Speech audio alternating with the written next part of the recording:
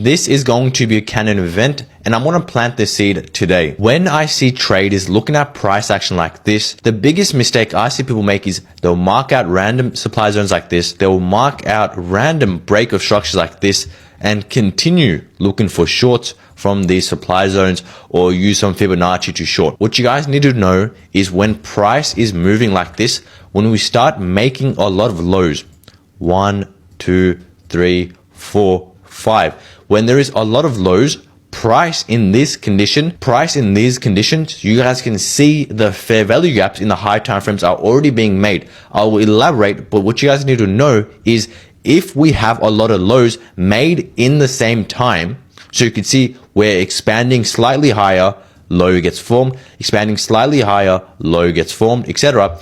This is when price is going to have this massive move down here before we continue that expansion. Now, the reason why I say it's a candid event is a lot of people trade this wrong. What can we see here? We see a 1 hour fair value gap. So now we know as price is retracing here, we aren't marking anything as a break of structure, change of character, anything.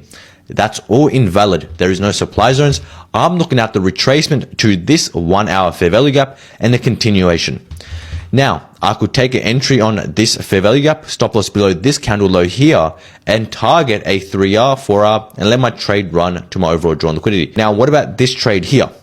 The reason why we aren't focusing on this trade right here is if we jump to the 5-minute time frame, price is seen retracing to that 5-minute fair value gap. So therefore, we want to see what this 5-minute fair value gap does here. And if this fails to continue our expansion, then we know this 5-minute is failing and we don't want to take any entries here.